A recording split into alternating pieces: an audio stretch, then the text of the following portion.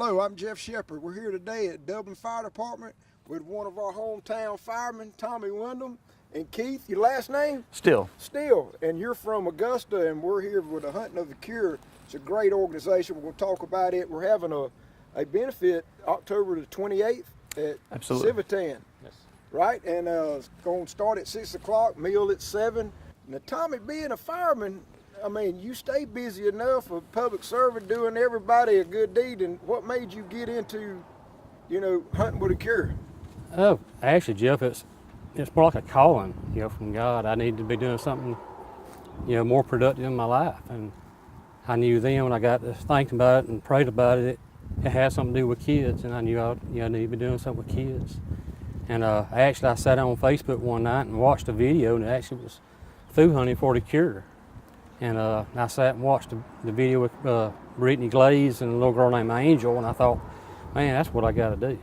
I got to get involved in that. So I started making phone calls to people I knew, to people that I knew, and on and on and on. And finally got in touch with Brittany, and she hooked me up with Keith. And that's been, about a year and a half ago. And yes, sir. Now, Keith, did you have this going on all along, or?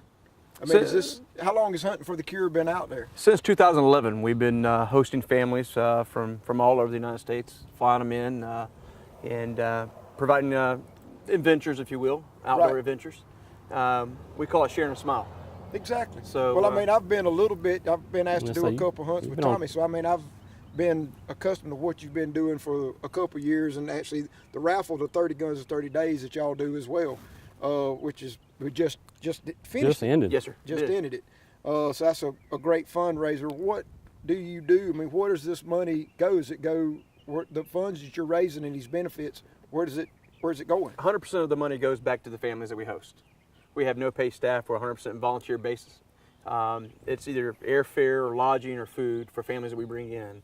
I was just sharing with Tommy a little while ago. I had a little girl named Bree that we're flying in for this deer hunt from Michigan. We have a young man that his grandfather actually reached out to us from St. Jude, and we're bringing them in from Mississippi to participate this year in our deer hunt. And basically, what this is kind of like a Make-A-Wish, if you will. Sure. It's the same thing. You're a kid that is, I don't know if they're being diagnosed with something, and they're in the family's in thing, and we're trying to make this kid get a smile, get some of his, normancy back. Yeah, is that right? Absolutely. What is one of the best, or what are y'all into now? Have y'all got a special person that you're entertaining now, or? Well, as of right now, we don't have anyone we're hosting today physically. We have some families that are here for one of our oyster roasts that've come back to help out, and they're giving back. We've hosted their family, their child before, and they come back on their own time to come back and help. So it becomes this big family. I tell people who volunteer, it'll change you, and it most definitely will. Once you come participate one time and meet a family or meet a child that's battling, it'll forever change you. It's life-changing. It's just amazing. Just amazing. That's how I met Tommy. It's been a blessing, and everything he's done to help us further share a smile. Yeah, we actually done a gator hunt with Jeff and for a little boy named Dusty. He come from a little south of Statesboro down there, and we went down to Riverview Golf Course, and Jeff, you were there. We actually put him on 2 gators, and just reached out to him, and it's just really rewarding. It took him a little bit to warm up, but then once he got warm, he was. By the time we got there, it was kind of comical. When they left after him, he was kind of, when he first got there, he was kind of withdrawal and just didn't have a whole lot to say. But after it was over, I went and tried to call his mama, and his phone was just busy and busy and busy and busy and busy. And I'm like, geez, who's she talking to? And come to find out that mama wasn't on the phone. It was Dusty. She said he called every friend, every relative, everybody that he knew, all the way back to Statesboro. That's all he wanted to talk about, was his experience and and how he taped that gator's mouth shut. But it's very rewarding. I ready to do it again. Pretty much everybody is involved with Hunting for the Cure. All these children got Facebook pages, and when you do a hunt, you form that relationship with them. And I've stayed in touch with every child that we've done hunts for that I've been involved with. I follow their pages, and we contact and we talk back and forth, and anytime that child's going into the hospital to have treatments or tests done, we're all praying for them, and it's a huge family now. Just like with Dustin, there is right time we took them. I'm kind of new on Facebook. I'm not a whole bunch on the social media, but right time I'm friends with his with his parents, so I get to see updates what he's doing, which is good stuff. It's good to be a part of that. It's very rewarding, and it's a lot of people ask, but it's kind of hard to explain. It's like the most rewarding thing I've ever done, and probably the most humbling thing I've ever done, but it's also the hardest thing I've ever done. People look at you like, how can it be so much? Well, the rewarding part is putting a smile on that child's face. Yes. You just don't get no better than that. The humbling part is looking at what that child actually goes through battling cancer. I'll get emotional. It puts things in perspective how on our day-to-day that we look at stuff and take stuff for granted. And we do, every one of us. We look at our lives, and there's many days you feel sorry for yourself. Right. But then you look at that child and realize, we ain't been through nothing. And that's why we need y'all to be part of Hunting for the Cure. Come out and support us October 28th at Dublin Silvertown Fairgrounds. Come out, be part of it, meet some of these children we're going to have out there, and help us share smiles. We're going to have, it's called an oyster roast hog picking. We'll have all the steamed oysters you can eat, all the barbecue, and all the trimmings. And we'll have gun auctions, some silent auctions going on, live entertainment. We've got a couple of bands that are playing. So it's going to be a good night. Keith, you're going to be there as well, correct? Absolutely. Wouldn't miss it for the world. I got you. Now, where can you buy tickets there, or there's tickets for sale in Dublin, or? There's tickets for sale in Dublin. There's also, you can get them online, or you can buy them there at the gates. Now, what online site can I go to find the tickets? Yes, www.huntingforthecure.org. Well, that's good. And from there, we'll call for you. And when you come there, just ask for your tickets and come join the fun. Now, are y'all looking for anything else, like for anybody in the community to give away hunts or to give? I mean, what do you actually need? Well, we're always looking for help in any kind of way, whether it's a donation or participation. Right. If you know a child that's battling cancer or in remission, let us know. Now, y'all. Most of the families that learn about us from us from other families that refer other families to us, or either through just a direct referral or social media. That's where most of the children that we find, that's how they find us. But today we have a family here that we flew in from Jersey that actually came out here about 3 years ago, and we hosted them, and their son was battling cancer, brain cancer, and they came and spent a week with us. And we deer hunted, we goose hunted, we mallard hunted, and we hog hunted, and also went fishing with him on Lake Oconee and Clark Hill. Well, we look forward to meeting you. We'll take a short break and we'll be right back.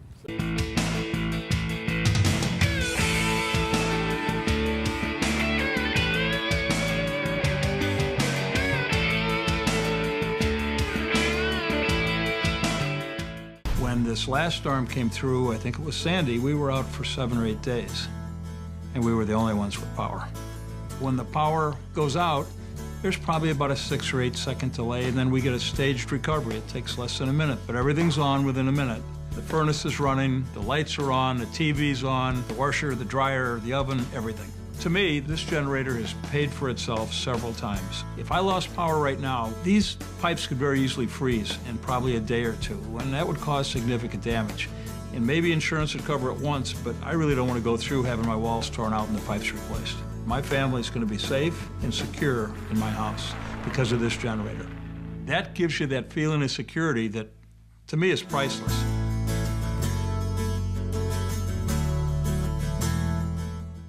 Would you like the peace and security starting today? Then call the City of Dublin Natural Gas. The City of Dublin Natural Gas, the smart choice. Hi, I'm Anna Grace with Myers Equipment and Supply, your dealer for the complete line of CanAm side-by-sides and ATV products. For hunting, farming, or riding the trails, CanAm has the models you need. If you like a little sport to your ride, choose the versatile CanAm Commander. With the best-in-class power and versatility, this side-by-side features the essentials that change the off-road landscape. Industry-leading performance, precision-engineered handling, and rider-focused design are all on display every time you hit the throttle. Come into Myers Equipment today and see the full line of CanAm ATVs and side-by-sides. CanAm, the ride says it all.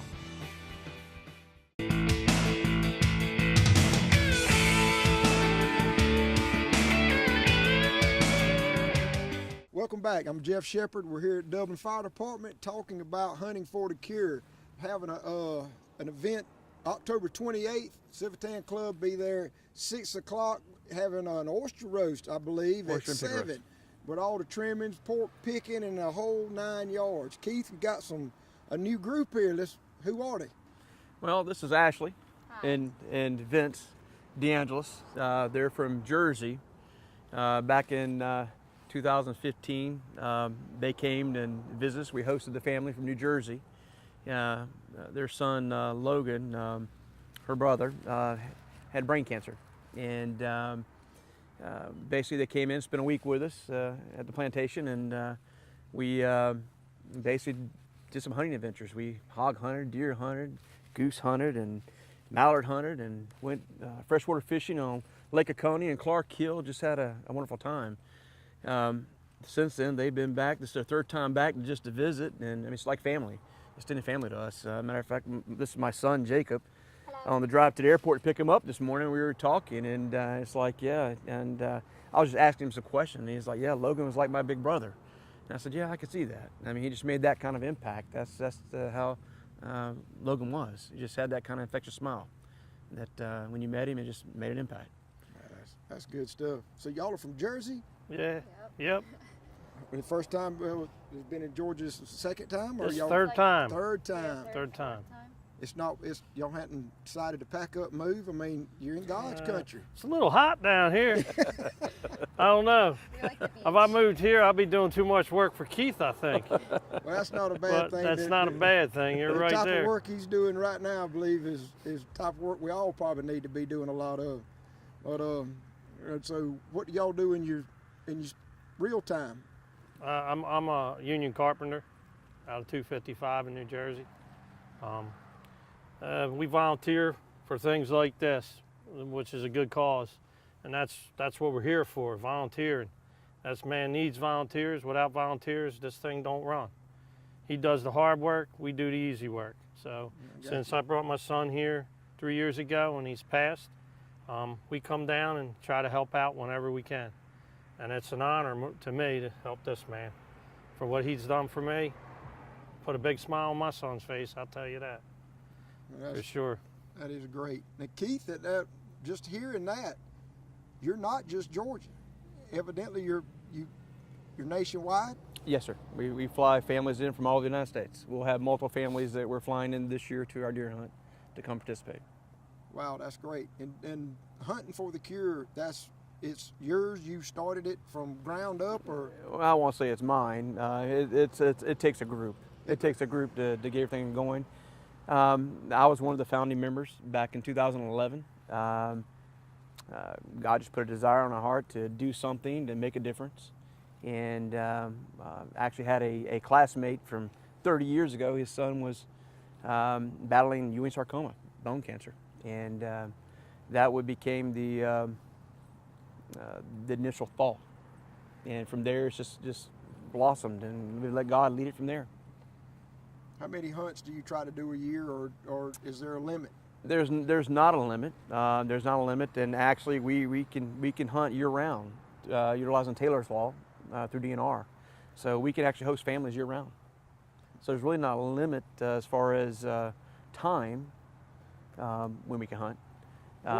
What could we tell the people that is watching today and listening what we need to help hunting for the cure to be more successful, or what y'all need to help to get to the next step or to reach somebody or whatever? First thing I would suggest is come participate. participate on the 28th at Civitan Fairgrounds. We have the oyster pig roast there, all you can eat. Come out and just see what it's about. Just come learn, see what it's about. From there, if you want to participate as a volunteer, we have avenues that you can go down that path and come out and volunteer. We do multiple fundraisers a year, and as we were speaking earlier, 100% of that goes back to families. We have no paid staff. Everything we do goes straight back out to the families. And it was set up that way for a reason. That is good.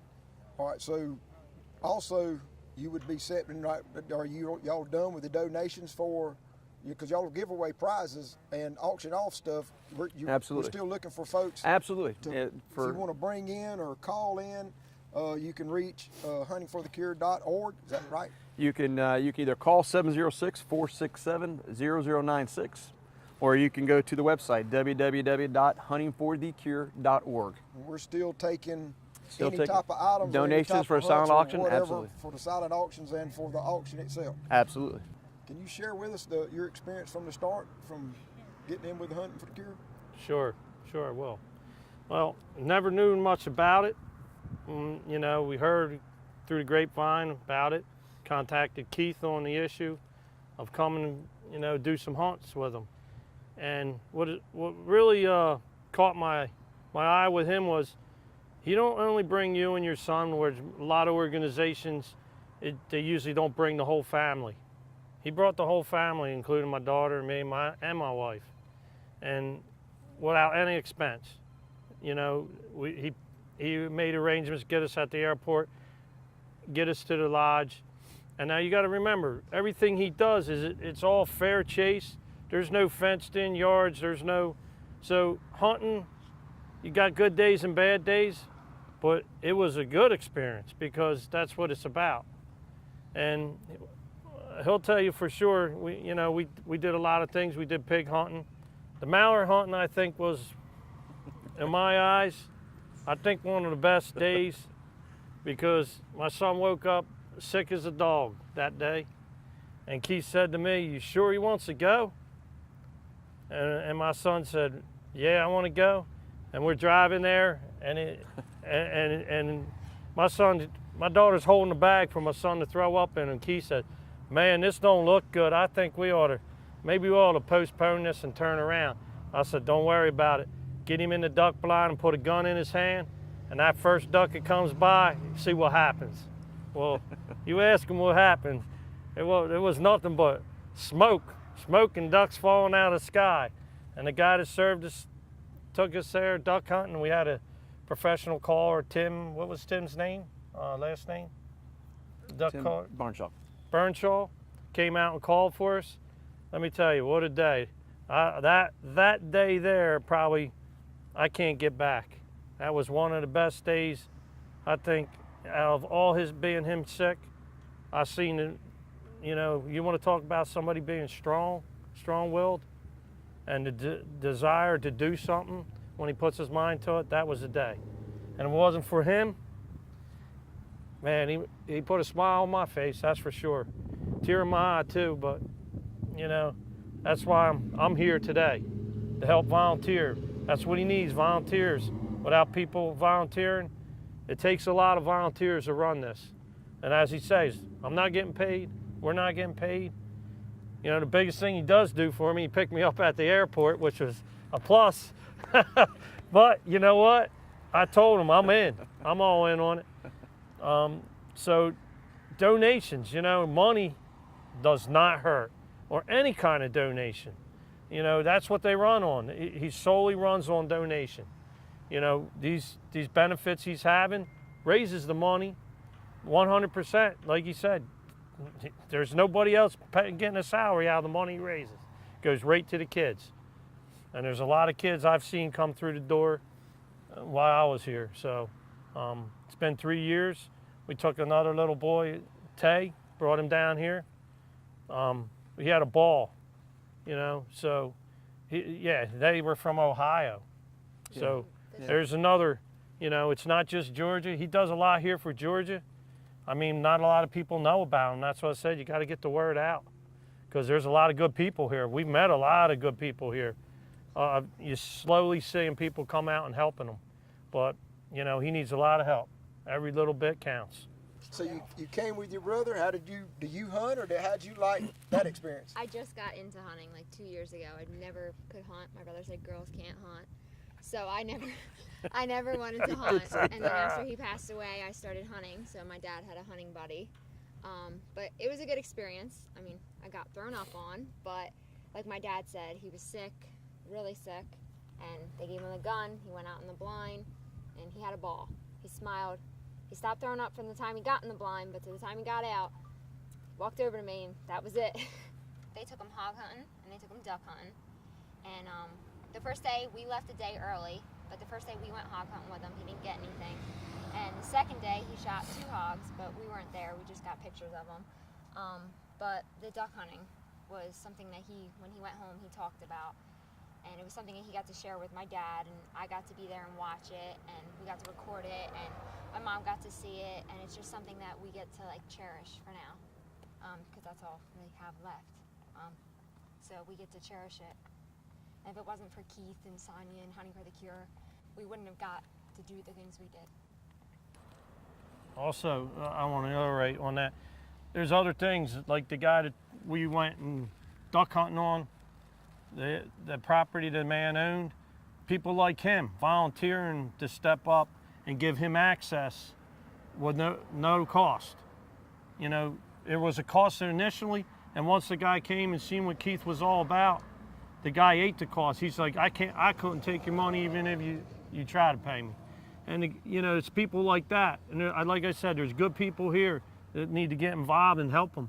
They have property that he can access for turkey hunting, property for deer hunting, willing to help out and volunteer.